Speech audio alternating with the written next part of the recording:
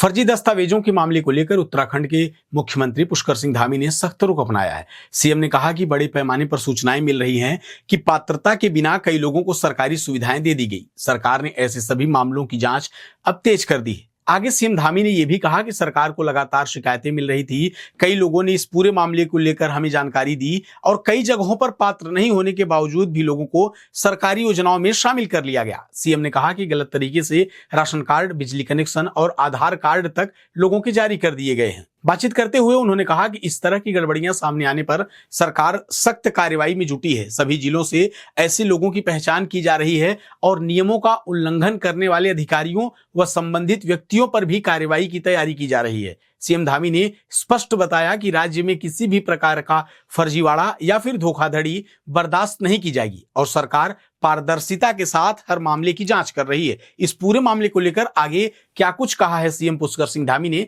आइए आपको सुनाते हैं। देखिए, बड़े पैमाने पर ये सूचनाएं आ रही हैं कि कहीं ना कहीं इनको बनाने में कुछ गड़बड़ियां आई हैं। जो लोग पात्र नहीं हैं उनको भी पात्रता की श्रेणी में लाया गया है, जिसके कारण से गलत तरीके से राशन कार्ड बन गए हैं, बिजली के कनेक्शन दे दिए गए हैं, आधार कार्ड बन गए हैं, अन्य सुविधाएं जो पहचान पत्र दे दिए गए हैं। तो वो सभी जांच के दायरे में आएंगे और उस पर हमने कहा है कि कड़ाई से उसका पालन हो।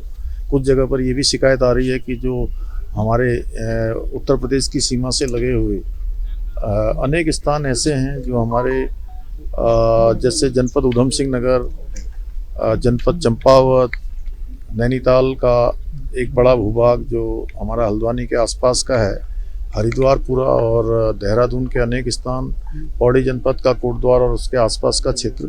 तो यहाँ पर दो स्थानों पर लोगों के वोटर आईडी हैं, अलग अलग वोटर आईडी बने हुए हैं। इसके सत्यापन का काम भी यहाँ पर चलाया जाएगा। जो डेमोग्राफी में चेंज आया है, जो बड़े पैमाने पर जो है डेमोग्राफी में परिवर्तन देखा गया है, वो हमारे राज्य के लिए बिल्कुल भी ठीक नहीं है। उसको हम लोग सख्ती से जो है यहाँ पर प्रशासन काम करेगा और जिन लोगों ने भी इन अपात्र लोगों को पात्रता की श्रेणी में लाया गया है जिनके द्वारा, उन पर भी जांच शुरू होगी और उस पर भी जो है काम आगे बढ़ेगा।